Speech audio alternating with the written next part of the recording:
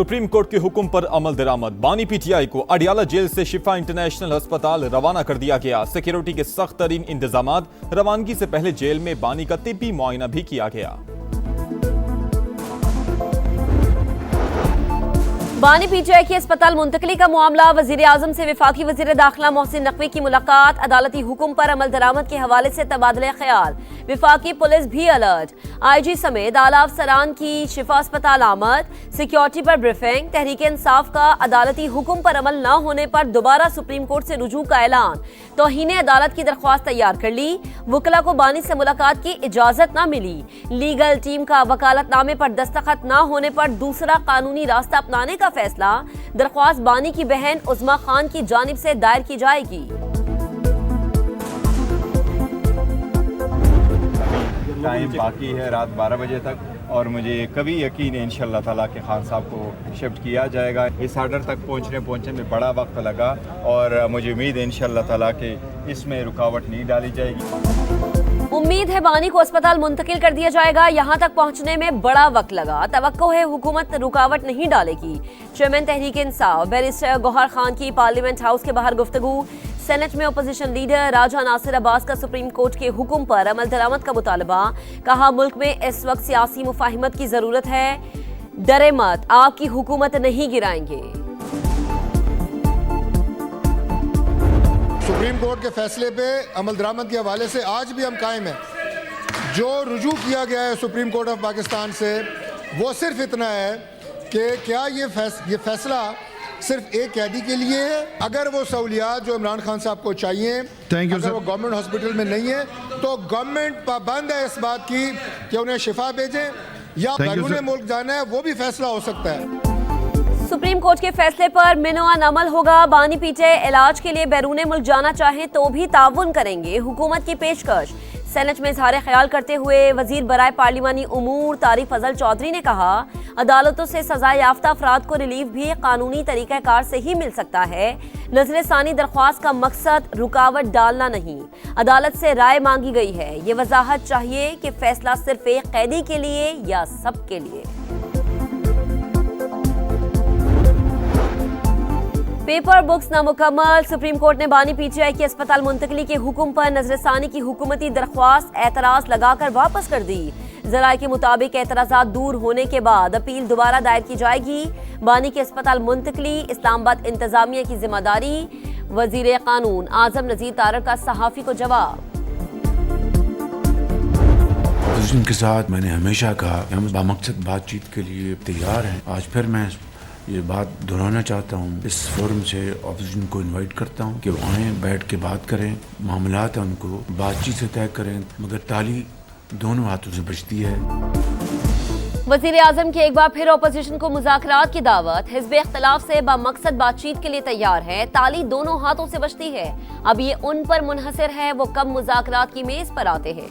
शहबाज शरीफ का वफाकी काबीना के इजलास से खिताब। कहा हमने हमेशा मुकालमे को तरजीह दी। देखते हैं अपोजिशन मुल्क की बेहतरी के लिए कितनी संजीदा है।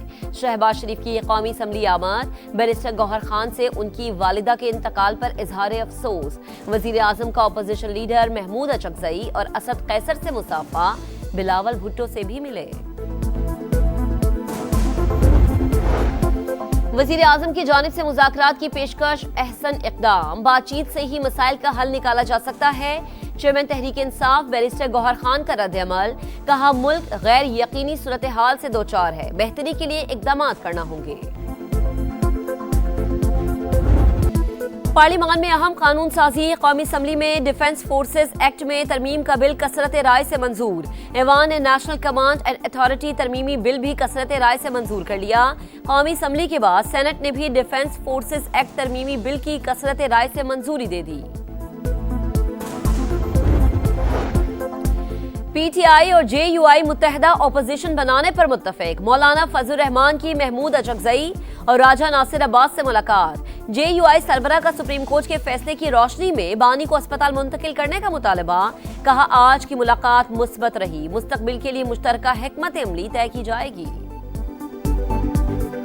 मौलाना साहब कैसी रही अपोजिशन लीडर से मुलाकात? बहुत अच्छी रही। ایک انیشیٹو لیا ہے ہم نے ایک جوائنٹ اپوزیشن کے قیام کے لیے اور اس پر مزید مشاورت جاری رہے گی۔ یومیہ تعین کے تحت پیٹرولیم مصنوعات کی قیمتوں میں معمولی رد و بدل، پیٹرول 27 پیسے مہنگا، نئی قیمت 337 روپے 78 پیسے مقرر، ڈیزل کے دام 1 روپے 64 پیسے بڑھ کر 364 روپے 70 پیسے ہو گئی۔ پیٹرولیم لیوی نامنظور، ملک بھر میں جماعت اسلامی کے دھرنے چھٹے روز میں داخل، لیوی عذاب بن چکی، طویل جدوجہد کے لیے تیار ہے، حکمران سمجھتے ہیں ہم تھک جائیں گے تو یہ ان کی غلط فہمی ہے، یہ جتنے چاہے ناٹک کر لیں، پیٹرولیم قیمتیں کم کرنا ہی پڑیں گی، حافظ نعیم کا لاہور میں خطاب۔ سفارتی آداب کی دھجیاں، بھارت پھر اوچھے ہتھ کنڈوں پر اتر آیا، دلی میں پاکستانی ہائی کمیشن کی عمارت کے باہر بیرونی سیکیورٹی حصار ختم، رکاوٹیں بھی ہٹا دیں، ٹریفک کے لیے نصب حفاظتی ستون بھی گرا دیے گئے، ویزا سیکشن کے باہر بھی توڑ پھوڑ، بھارتی حکام کا وجہ بتانے سے گریز۔ ٹرمپ کے اعلان پر عمل درآمد، امریکہ نے ایران کے خلاف معاشی جنگ شروع کر دی، تہران پر نئی پابندیاں عائد، وزیر خزانہ اسکاٹ بیسنٹ کہتے ہیں جو ممالک تہران کے ساتھ کاروبار جاری رکھنے پر اصرار کریں گے ان کے خلاف بھی کارروائی ہوگی۔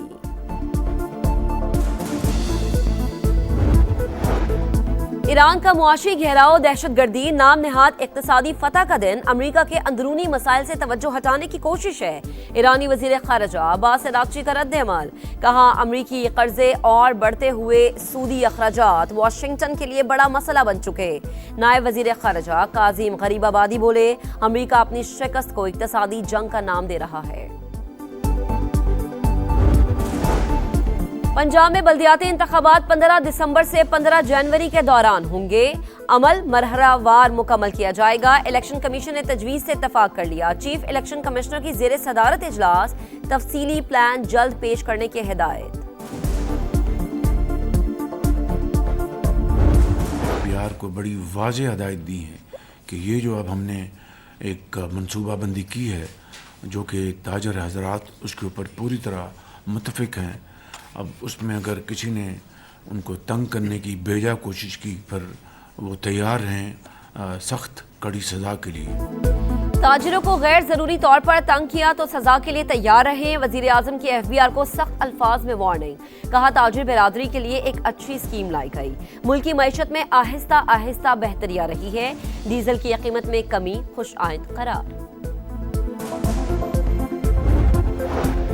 پاکستان اور شام کے تعلقات کا نیا دور، شام کے وزیر خارجہ کی دفتر خارجہ آمد، نائب وزیر اعظم اسحاق ڈار سے ملاقات، دو طرفہ تعلقات اور خطے کی صورتحال پر بات چیت، باہمی دلچسپی کے شعبوں میں تعاون بڑھانے پر اتفاق، اسد حسن الشیبانی کی وزیر تجارت جام کمال سے بھی ملاقات، تعلقات مزید مستحکم بنانے کا عزم۔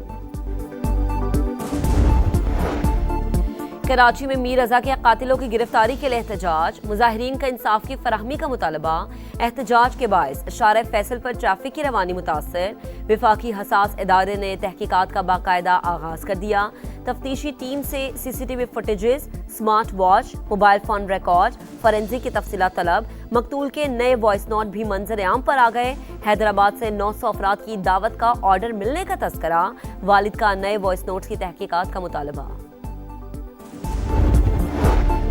کراچی میں گلستان جوہر کامران چرنگی کے قریب فائرنگ، نوشہرہ سے علاج کے لیے آنے والا شخص قتل، فدا کی شناخت ہو گئی، پولیس کے مطابق واقعہ ذاتی دشمنی پر پیش آیا، تحقیقات جاری، بہادرآباد میں مبینہ مقابلہ، موبائل شاپ پر ڈکیتی کے بعد فرار ہونے والا ملزم زخمی حالت میں گرفتار، 2 فرار ہو گئے۔